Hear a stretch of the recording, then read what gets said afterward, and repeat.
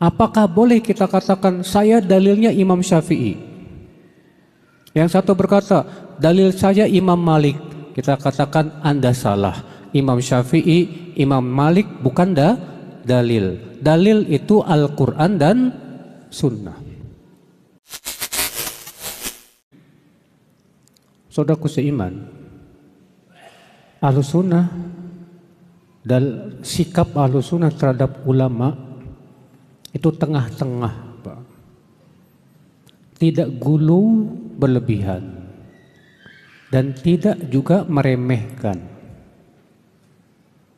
Ahlus Sunnah wal Jamaah menjadikan ulama itu seperti bintang. Bintang digunakan untuk apa, Pak? Sebagai penunjuk ke arah kiblat, penunjuk jalan. Demikian pula ulama kita jadikan sebagai alat untuk penunjuk bagaimana cara memahami Al-Quran dan Sunnah. Karena untuk memahami Al-Quran dan Sunnah membutuhkan kepada ilmu-ilmu alat, Pak. Untuk memahami Al-Quran dan hadis kan butuh apa? Ilmu bahasa Arab. Yang kedua butuh apa, Pak? Ilmu alat berupa usul fikih, kaidah fikih, ilmu hadis, ilmu Al-Quran.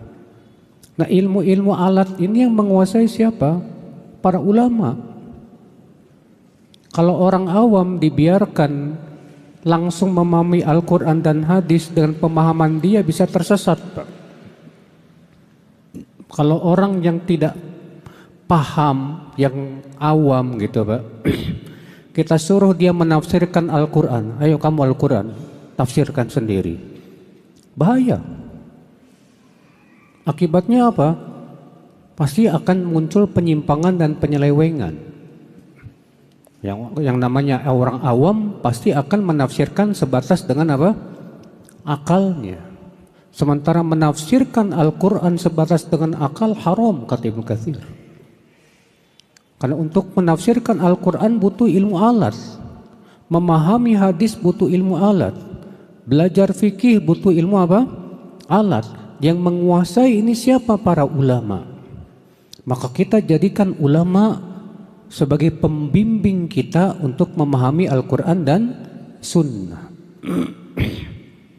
Tapi kita Ahlus Sunnah wal Jamaah pun tidak boleh gulu berlebihan kepada siapa? Ulama. Kenapa, Pak? Karena ulama bukan nabi. Ulama bukan apa? Bukan nabi. Ulama tidak maksum. Ahlus Sunnah meyakini, Pak, yang maksum itu apa sih? Yang maksum yaitu yang terpelihara dari kesalahan hanya para nabi saja. Sedangkan ulama tidak terpelihara dari apa? Kesalahan. Taruh seiman rahimani wa rahimakumullah jami'an.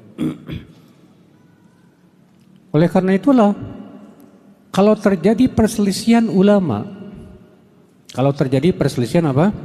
ulama tidak boleh berdalil dengan pendapat ulama. Ini kaidah yang harus kita pahami. Ketika terjadi perselisihan tidak boleh berdalil dengan pendapat ulama, karena pendapat ulama bukan hujah untuk ulama lain. Kalau terjadi perselisihan, dalil kita apa, Pak? Al-Quran dan hadis. Adapun misalnya mengatakan, oh saya ikut madhab fulan. Kemudian yang bersatu berkata, oh kalau saya ikut madhab ulama fulan. Kita katakan, akhi, ulama madhab fulan dengan ulama madhab sama-sama ulama tidak? Sama-sama ulama. Baik, mereka sama-sama punya ilmu tidak? Sama-sama punya ilmu. Ulama-ulama yang berselisih ini, apakah boleh kita katakan saya dalilnya Imam Syafi'i? Yang satu berkata dalil saya Imam Malik. kita katakan Anda salah. Imam Syafi'i, Imam Malik bukan dalil. Dalil itu Al-Quran dan Sunnah. Makanya Allah mengatakan apa? Fa in tanaza'tum fi syai'in farudduhu ilallahi war rasul. Kalau kalian berselisih, kembalikan kepada Allah dan Rasul. Lihat, kalau kalian berselisih. Berarti kalau ulama berselisih, kembalikan kepada Allah dan Rasul dengan melihat dalil-dalilnya. Yang ada kenyataan Pak di masyarakat, ulama dijadikan dalil. Bahkan sampai ada yang berkata begini, kalau ulama saja nggak bisa jadikan dalil, apalagi kamu. Kita katakan betul, apalagi saya. Karena dalil itu bukan ulama, bukan saya, bukan siapa-siapa. Dalil itu adalah Al-Quran dan Sunnah, hadis yang sahih. Nah ini saudaraku seiman. Makanya kita tidak pernah mengklaim bahwa madhab fulan yang paling benar, tidak. Kebenaran terkadang ada pada madhab ini, terkadang pada madhab ini, terkadang pada madhab ini. Yang kita ikuti bukan madhabnya, tapi kebenaran yang ada pada madhab tersebut. Dan kebenaran itu adalah yang sesuai dengan Al-Quran dan Sunnah Rasulullah SAW. Maka dari itu, akhi, kalau ulama sudah menjadi ijma, kesepakatan, seluruh ulama sepakat ijma, naam, pada waktu itu kita jadikan hujah. Karena ijma itu termasuk apa? Dalil. Kan dalil itu Al-Quran, hadis, ijma, qiyas. Yang kita kenal seperti itu, Pak. Nah kalau ulama sudah sepakat semuanya, ijma, maka itu hujah. Wajib kita jadikan apa? Dalil. Permasalahannya kalau para ulama berbeda pendapat, maka jangan jadikan ulama sebagai apa? Dalil. Pahami baik-baik saudaraku seiman.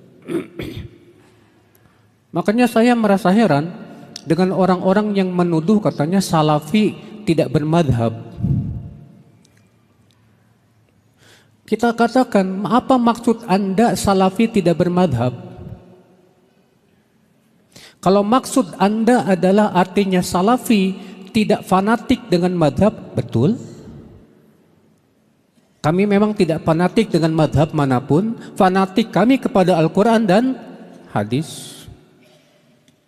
Tapi kalau maksud Anda bahwa salafi tidak mau mengambil dari para ulama madhab, ini sangat tidak benar.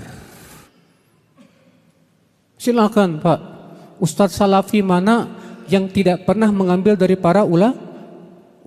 Nggak ada Pak. Selalu mereka membawakan perkataan para ulama madhab, tapi mereka tidak membataskan diri pada satu madhab dan tidak mengikatkan diri harus satu madhab. Enggak. Karena orang yang mengatakan harus satu madhab, nggak boleh banyak-banyak, berarti sama saja mengatakan madhab ini maksum, nggak mungkin salah. Sedangkan madhab yang lainnya salah, nggak mungkin Pak. Imam Malik gurunya siapa? Imam Syafi'i. Imam Syafi'i gurunya siapa?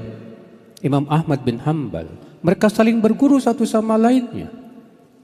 Saudaraku seiman. Maka dari itulah saudaraku seiman, disinilah akhi, ada dua sikap yang salah terhadap ulama. Sikap yang pertama tadi, gulu, berlebihan, sampai mengkultuskan ulama.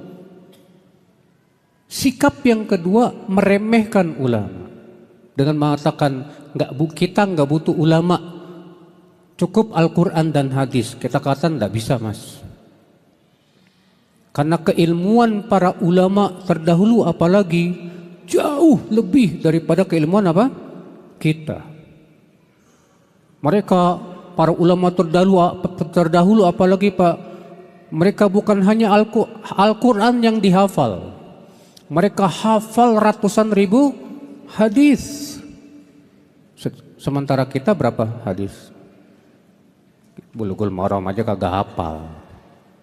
Arba'in Nawawiyah juga gak hafal. Terus mau petantang petenteng dan berkata nggak butuh ulama, siapa Anda? Lah ya akhi, kita tetap butuh ulama, kita tetap rujuk para ulama.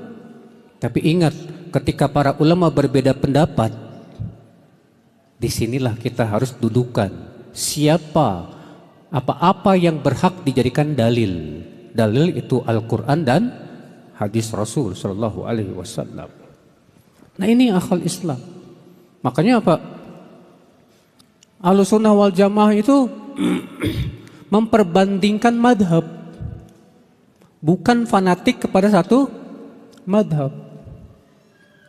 Ya, kalau di Indonesia mereka yang pernah belajar di IAIN mungkin ya, itu belajar namanya kitab Bidayatun Mujtahid.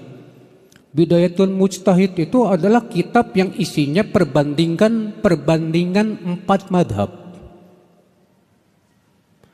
Untuk memperbandingkan 4 madhab ini butuh apa Pak?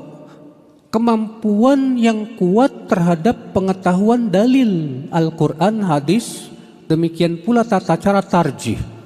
Kalau tidak, dia akan kebingungan, saudaraku seiman, rahimani wa rahimakumullah jami'an.